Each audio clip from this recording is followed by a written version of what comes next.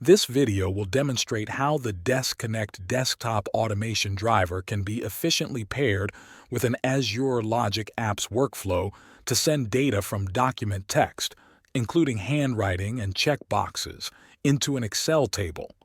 I have already configured a desktop automation driver workflow to send the data from a permit application to an associated Azure Logic Apps flow. The Azure flow then sends this data to Excel.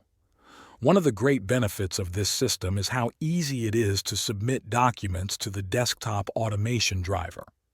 This ability to populate an Excel table in seconds with just the click of a button showcases the immense power that this system creates. Furthermore, since the desktop automation driver can process both handwritten and electronic documents, in addition to the fact that Azure Flows can output data to countless locations, it gives users limitless possibilities when designing their own document processing systems.